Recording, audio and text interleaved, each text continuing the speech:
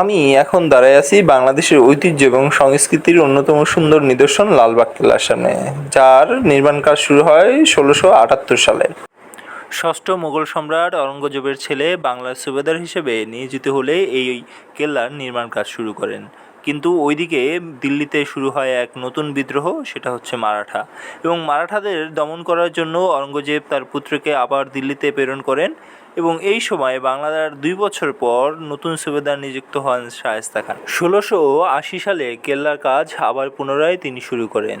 তবে দুর্ভাগ্যবশতভাবে এইবার তার কন্যা ইরান বিবির মৃত্যু হয় এবং কন্যার মৃত্যুতে তিনি শোকাহত হয়ে এই কেল্লার কাজ পুরোপুরি বন্ধ করে দেন। ১৬৭৮ সাল থেকে ১৬৮৪ সাল পর্যন্ত এখানে ৩টা কেল্লা নির্মাণ করেন। একটা হচ্ছে আম্বরখানা, আর এটা হচ্ছে পরিবিবির মাজার, এখানেই তাকে সমাধিত করা হয়। আর তার পিছনে হয়েছে একটা শাহী জামে মসজিদ।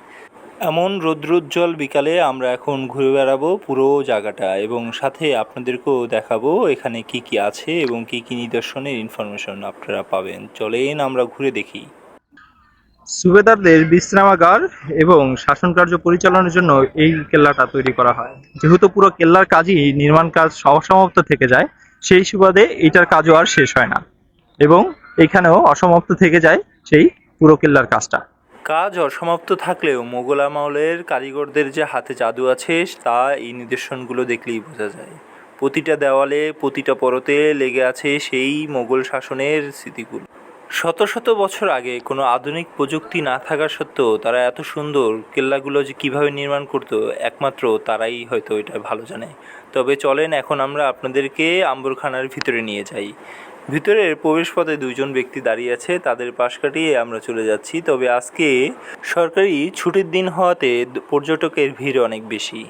তবে ভিড় বেশি এটা নিয়ে মন খারাপ করার কিছু নাই। আমি চাই বাংলাদেশের প্রত্যেকটা দর্শনীয় স্থানগুলোতে মানুষ যাক, মানুষ তার পরিবার পরিজন এবং আত্মীয় স্বজন এবং বিশেষ করে আমাদের পরবর্তী প্রজন্মকে নিয়ে ঘুরুক। কারণ তাদের এই সংস্কৃতি এবং তাদের এই মুঘল আমলের ইতিহাস থেকে শুরু করে বর্তমানের যে ইতিহাস আছে তা জানা উচিত।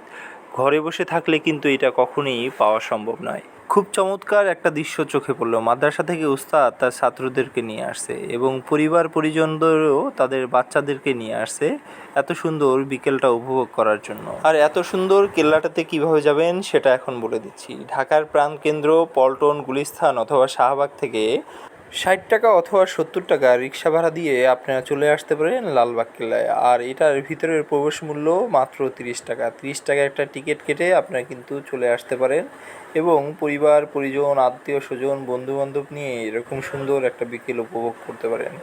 আজকে এই পর্যন্ত। ভিডিওটা ভালো লাগলে শেয়ার করবেন। সবাই সুস্থ থাকবেন, ভালো থাকবেন। আল্লাহ হাফেজ। পরবর্তীতে ইনশাল্লাহ আবার কোথাও দেখা হবে আপনাদের সাথে।